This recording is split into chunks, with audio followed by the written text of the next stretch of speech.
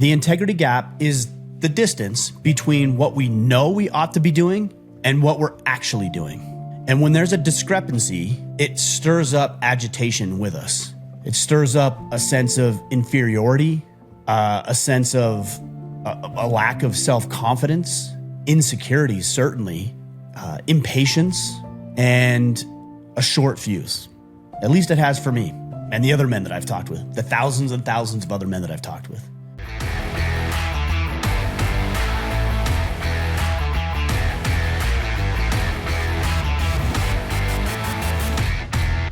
As a man, I think it's safe to assume that every single one of us has experienced anger and rage at some point in our lives. A lot of this comes from our internal belief system and how we respond to our emotions.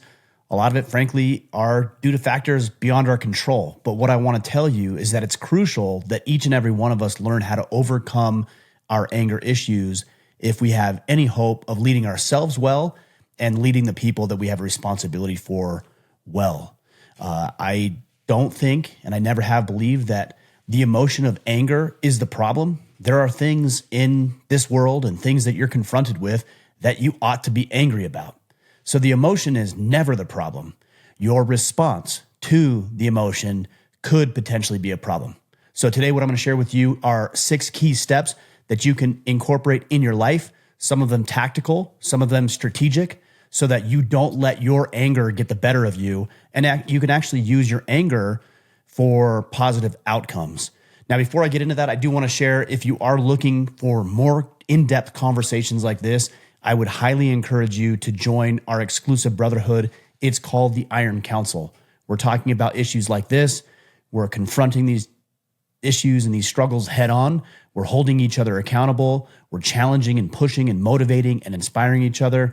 We're going to be opening up in mid-December. So the next 2 or 3 weeks, we're opening back up, and you will not want to miss this enrollment, especially if you're looking for a good 2025. So if you're interested in it, head to orderofman.com/Iron Council, and you can join the waiting list, and you will get an email. You'll be the first to get an email when we open up December 15th.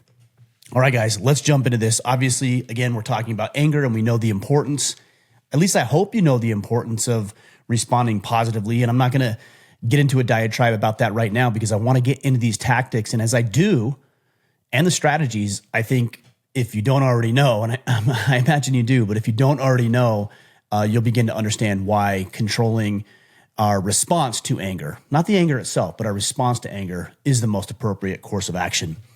Number 1, guys, when you feel fired up, and if you're anything like me, you know when you're getting angry. You know when you're getting upset. You know when you're mad. You know when you're going to lash out, verbally, physically, maybe even.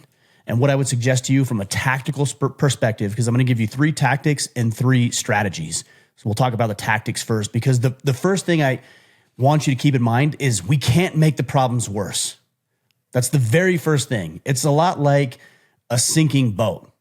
You can shovel water off of that sinking boat and do everything you can, but until you plug that hole, it really doesn't matter how quickly or how fast you can shovel water out of there, because at some point the boat is going to sink.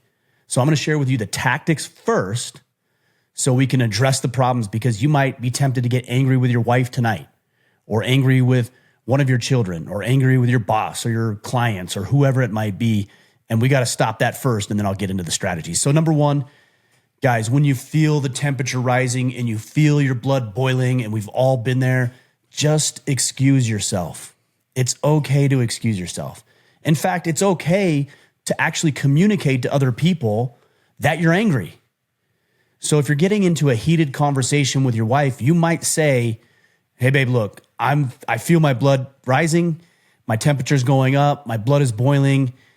I'm angry right now based on some things that we're saying. I don't want to feel this way and I don't want to lash out. So I'm going to hit the pause button, time out. We're going to come back. We're going to revisit this. And by the way, you do have to revisit it. We're going to revisit it when I'm able to regulate myself." I think a lot of the times we as men believe that might undermine our ability to lead effectively, that you're weak or something like that because you have to disengage from the conversation. I actually think it takes a lot of courage and strength to disengage from a conversation and decide that you're not going to be ruled by your emotions. So if you're having that conversation with her and it's getting heated and you're talking about money or intimacy or whatever it might be, or her behavior, I don't know what it is. It's very easy just to say, hey, babe, look, I'm gonna disengage from this conversation. It's not that I don't respect you, not that I don't love you, not that I don't want to have this conversation. It's that I don't want to say things or do things that I will regret later, because once I say or do things, I can never take those back. So I'm going to disengage for an hour. I'm going to go for a quick drive, or, I'm going to go outside and mow the lawn or shovel snow or do something. And then we can come back and get into this thing. And by the way, I would do the same thing with a client. I would do the same thing with your children, with a boss. You can use this tactic in every single scenario, every time you notice your blood boiling. The key to this is making sure that you're communicating it. You can't just leave. You can't just bail. You can't just run away, because that looks like weakness to other people. It looks like you're cowering. It looks like you're fleeing. It looks like you're running away. It looks like you're being cowardly or weak about being confronted with something, and you're not. So we don't want to engage in behavior that undermines our ability to lead our families and other people effectively. We want to engage in behavior that allows us to have the authority and the influence and the credibility with the people that we care about. And very simply, hey, listen, you're upset. I'm upset. I can feel the blood boiling. I'm going to disengage for an hour. I'm going to go for a drive. I'm going to go for a walk. I'm going to go shovel snow. I'm going to go mow the lawn. And then we'll reconvene in an hour when both of us have brought the temperatures down. It's a very easy strategy. It's going to get you out of all sorts of trouble. I promise you. When's the last time you got angry with somebody and you communicated that anger in an inappropriate way and it was actually productive for you? Of course it wasn't. So just disengage. Pump the brakes, time out, back up, and then you can come back into it later. And we'll get more into some strategy there. Number 2, guys, you've got to bridge the integrity gap. I've been talking about the integrity gap for 9-10 years now.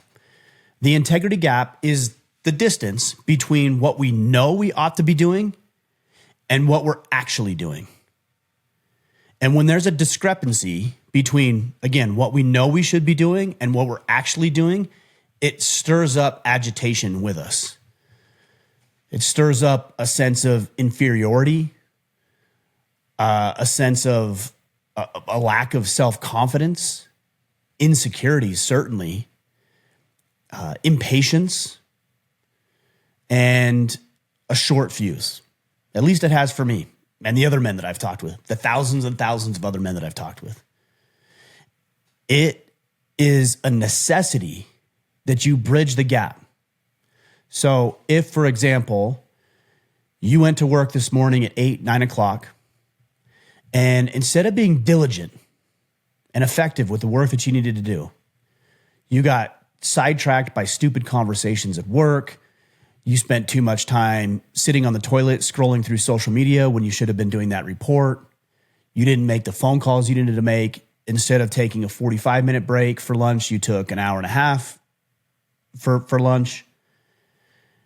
At the end of the day, you know in your heart of hearts, and maybe even subconsciously, that you were not as productive as you could have been. And what happens in that case is that when you get home or you get into other activities, that sense of insecurity bleeds over into other aspects of your life. So if your wife, when you walk through the door and your wife says, hey, babe, look, I've had a long day. Can you just take the kids for a walk or go play on the playground with them or take them to the park for half an hour, 45 minutes, an hour, whatever it may be while I make dinner? If you have not done your work effectively, you're going to be frustrated with that. And what's going to end up happening is you're going to lash out at her. Oh my gosh, I walked in the door. I just walked in the door and you're already like telling me to do things and why can't I have a minute and everything else? And it has nothing to do with your love for her or your desire to spend time with your kids. It has to do with the fact that you are so guilty. You have a guilty conscience about what you should have been doing at work that you allowed it to spill over into spending time with your kids and giving your wife a little bit of reprieve that she may have needed because her day was just as hard or just as demanding, although maybe different than yours.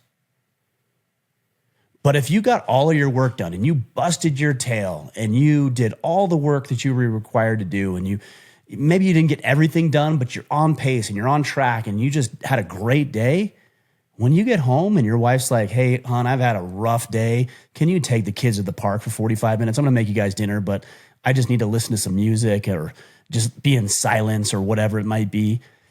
If you just kicked A at work, you're good with that. You have no issue with that whatsoever because the integrity gap is narrow, if not non-existent. Do what you say you're going to do, or don't say you're going to do it. And I promise you, the more integrity that you have in your life, and integrity is just simply aligning your thoughts and beliefs with your actions. That's all integrity is. There's no morality to it necessarily. If I'm an evil human being and I believe evil and I do evil, I'm still in integrity. There's no morality to it.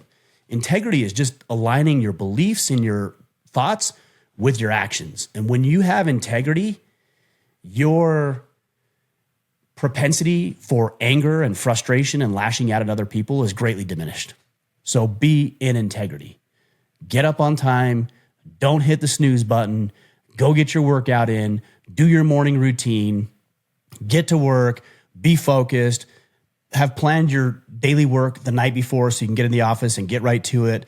Take the appropriate breaks that you need to be productive and just get it done to the best of your ability so that when you come home, you are fully engaged with your wife, you're fully engaged with your kids, you're fully engaged with your buddies or your extracurricular activities, and you can be fully present in those things. All right, number 3, guys, we have to eliminate the agitators. All right, there are things that just agitate me. They just piss me off. And one of those things, as trivial as it may sound, is that my 16 and 13-year-old kids, they love to listen to new rap. I hate it. I despise it. I think it's gross. It's obnoxious. I think it's low talent bullcrap. And I just do not have the attitude for it. And maybe that's because I'm becoming an old man or whatever. I noticed, when I was trimming up the beard today, there was a little bit more gray on this side than I've seen in the past. And so I might be just getting old, but I'm not interested in being agitated by bullcrap. And in this case, it's music, but it's a lot of other things as well. It's chaos.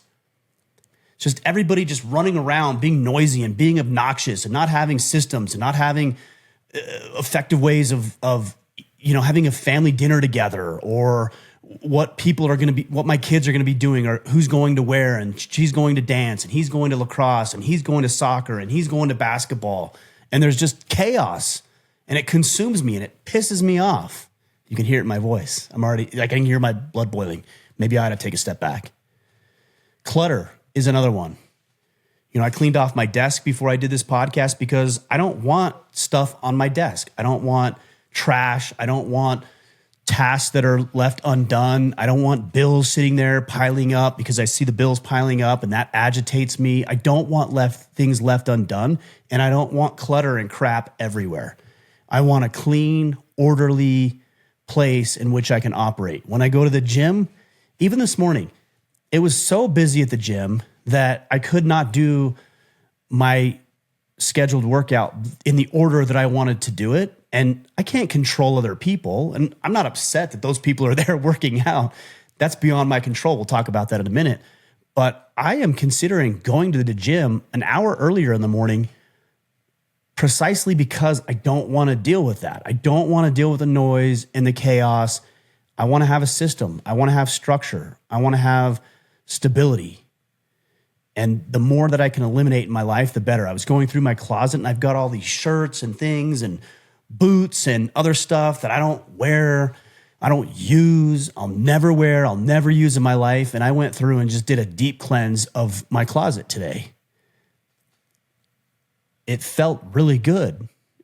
It sounds weird, but it was liberating to get rid of all the crap that I'm never going to use because, as the saying goes, what you own owns you. And the more that I eliminate that stuff, the better off I am. A couple other things. Toxicity. If there's people in your life who are toxic or who are always complaining about everything and anything, or they're bringing drama into your life, you have to purge that. And if it's somebody that you care about, I think you need to set up some boundaries. You know, you can't purge that person maybe from your life, but you might tell somebody, hey, look, I want to have a relationship with you. You're a buddy of mine. You're a friend of mine. We go hunting together. Or we do this or that, or we're business partners, or you're my wife or my kids or whatever. But I don't want to do it this way. And when you bring this toxicity into the relationship, it spills over into the way that I show up, and it spills over and creates a barrier and a hedge between us. And I don't want that.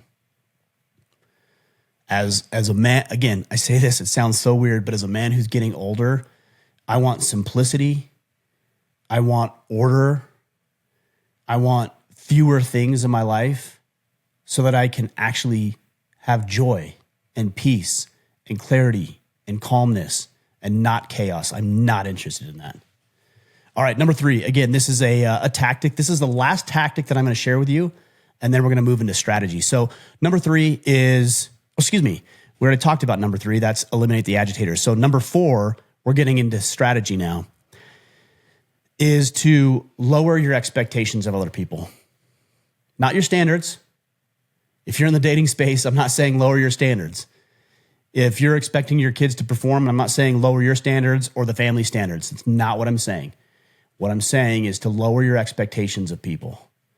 We place all sorts of unnecessary expectations on other people based on our own personal values and our own personal beliefs. And not only is it not fair, it just sets us up for being frustrated and contentious and having animosity. The quote that comes to mind is that faulty expectations are the thief of joy.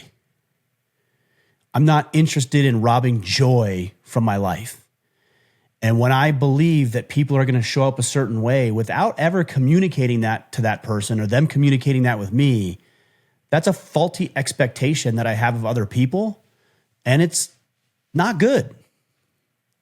I remember I spent a lot of time coaching my children, and I remember certain instances where I had this high expectation of 6, 7, 8-year-olds to play flag football or to play t-ball.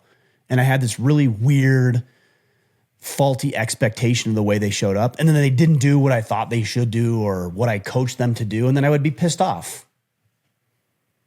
So their performance would dictate the way that I showed up. I'm not interested in having other people dictate my own sanity, my own well-being, my own emotional health. So instead, I've learned to let go of the expectations. I'm going to do everything that I can do in this case to coach kids or to be an engaged supporter of the woman that I'm dating, or to be there and nurturing and supportive and disciplined with my children. And then I just have to let the chips fall where they may. Now, look, there are certain expectations that you should have of people, but the difference is that they need to be communicated and articulated and agreed upon. So if I have a new employee, for example, I'm not suggesting to you that you just lower your expectations and let that employee run roughshod all over your business and burn it to the ground. In that case, what I would suggest is these are the communicated expectations. And if you can't uphold those expectations, I'm not going to be angry, but I'm not going to have you work here. But there are other areas where you see people in life, whether it's driving down the road and some idiot cuts in front of you, or doesn't turn on his signal, or is driving down the freeway in the left lane. Like, we get mad about those things, and I do too. I'm not saying I'm above that. But what has served me best when I'm at my best, which is not always, but when I am at my best, it's when I'm not expecting people to do what I think they should do. It'd be nice, but they're not always going to do it. We don't have control over that. We're going to talk about that here in a second. But lower your expectations, not your standards. Standards would be an employee. Hey, I have a standard for the way that you show up. Standard would be your wife. I have a standard for the way I'm going to be communicated with. Standard would be with your kids. Hey, I have a standard for the way that we operate in this household by doing chores and being respectful to each other, et cetera, et cetera, et cetera.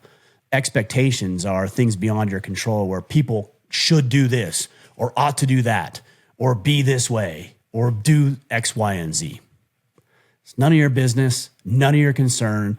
Let it go. Focus on what you can control, which brings us to point number 5, focusing on an internal locus of control. I pulled this up as I was preparing for this conversation. Here's the quote. Internal locus of control is the belief that a person's actions and efforts are the primary factors that influence their life's outcomes. I'll say it one more time. Internal locus of control is the belief that a person's actions and efforts are the primary factors that influence their life outcomes. We have internal locus of control and we have external locus of control. External is the guy who's driving down the road. He's going 10 miles under the speed limit and he's holding everybody up because he's in the left lane when he ought to be in the right lane. That's external. Nothing you can do about it. You can honk and you can, pull right up to him and you can flip him off. You can do all the things. And at the end of the day, it is not within your control. The way that your sister-in-law is showing up and treating the rest of your family and behaving at Thanksgiving dinner is not within your control. The mistakes and the choices that your brother is making in his life, although you want him to make good decisions and you're going to try to serve and help and lead that brother of yours, that's outside of your control. The fact that your boss is running his business into the ground and not doing it the way that you would do it is beyond your control. What Trump is or isn't doing and what Biden isn't doing is beyond your control. I'm not saying you don't have influence. You do to some degree, but it's beyond your control. So you can be involved to the degree that you can, but you ultimately have to realize, I don't have much say over this. And where we ought to spend the bulk of our time, if we're using the principle of the Pareto principle, which says that 80% of our results come from 20% of our efforts, then we ought to spend the 20% of time, which is usually us. That's where we usually spend 20% on us, 80% on other people. What I would suggest is that you flip it. 20% on external circumstances, 80% on you. Did you go to the gym today? You're worried about the president. Did you go to the gym today? You're worried about how your brother is showing up or how your sister-in-law is behaving or whatever on Thanksgiving. But did you treat your family right this morning when you woke up? You're worried about the guy who's 50, 60, 80, 100 pounds overweight and you see him and you make fun of him every time you drive by him or you see him and you pass him in the hall at work. But did you wake up on time and go to the gym? All of us are so focused on what other people are doing that we forget that we have to focus on ourselves. And I realize this might be a bit ironic as I sit here on this podcast and tell you what would be good for you to do. The difference is you're here for a reason. You could always leave, right? That's part of the difference. But the other difference is that I realize that I don't have any control over you. And I used to get very frustrated early on in this movement when I would tell people to do things and I'd give them advice that I thought would serve them well, tell them what worked for me, tell them what didn't work for me, and they wouldn't take it. I get frustrated with them. Why? Why am I frustrated about somebody else's life? The only person I should be frustrated with is myself. The only person I should be proud of is myself. Did I do what I said I was going to do? Did I bridge that integrity gap? Or did I fall short and I didn't follow through on my commitments and I didn't show up powerfully and I was worrying about external things that were beyond my control? 80%, 90%, maybe even 99% of your time ought to be focused on the things that you can control.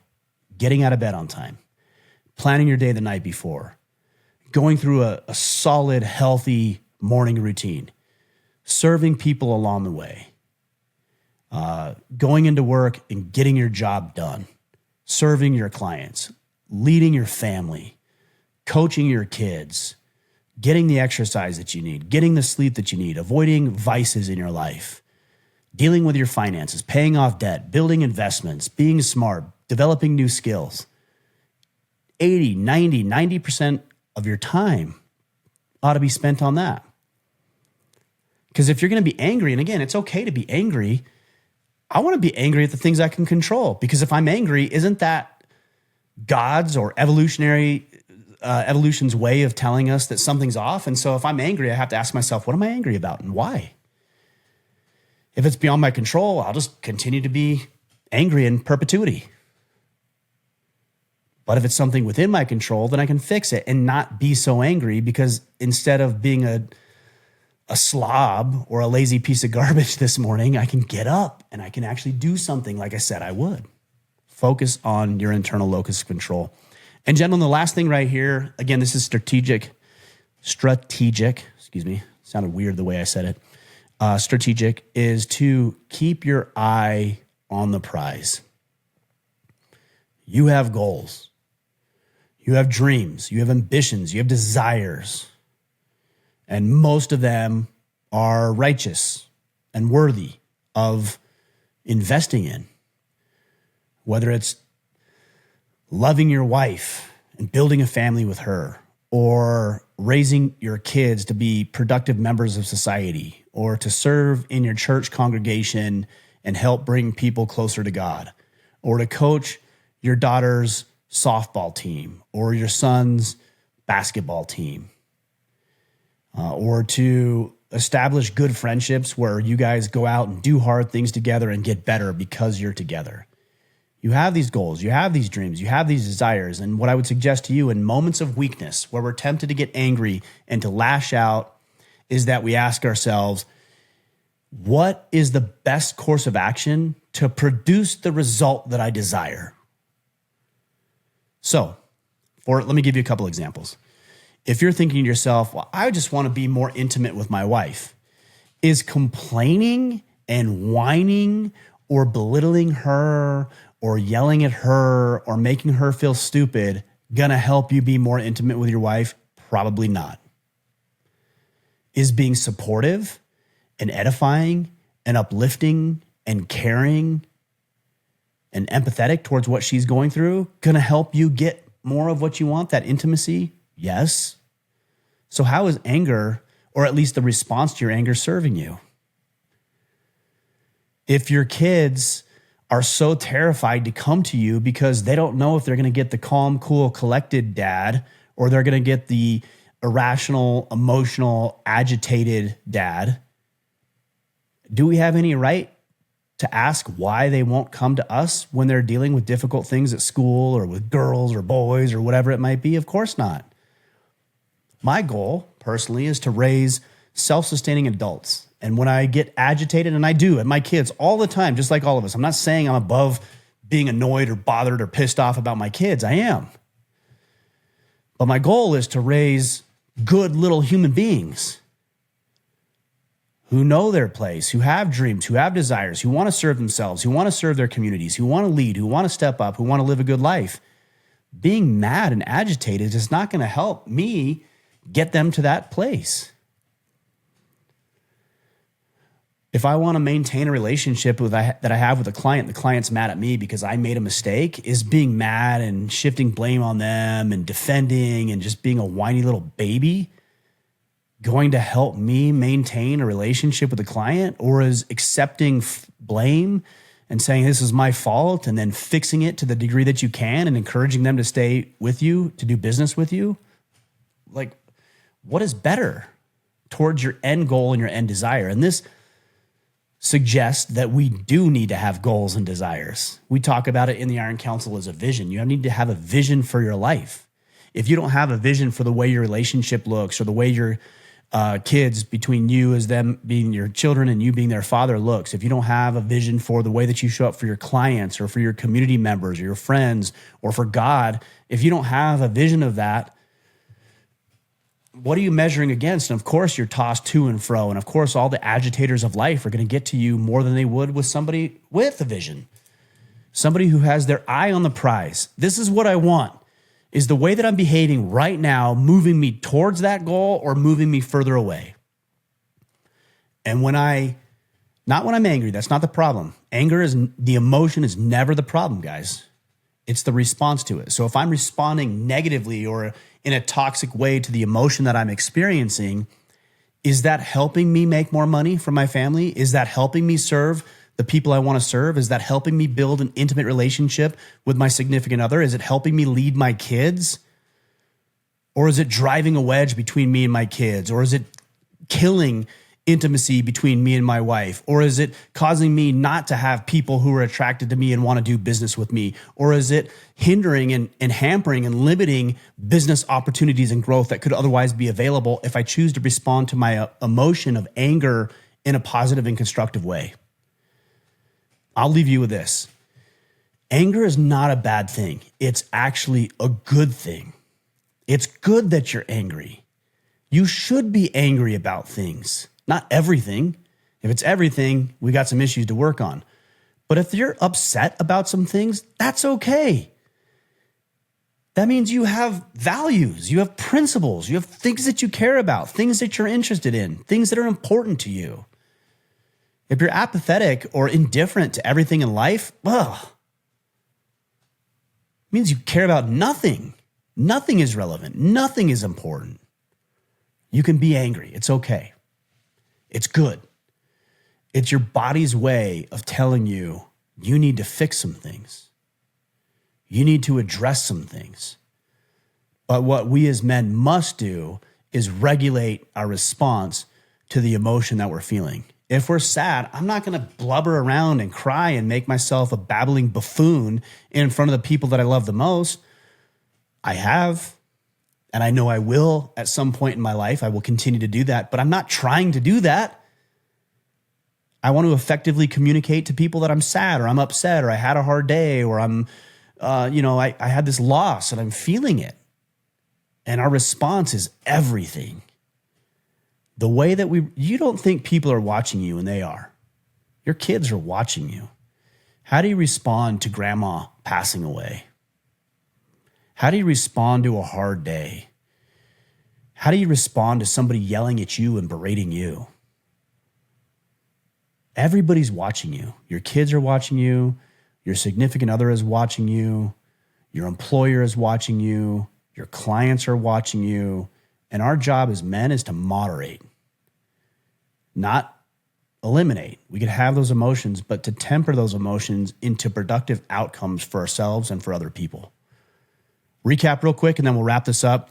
Give yourself some space when you feel your blood boiling.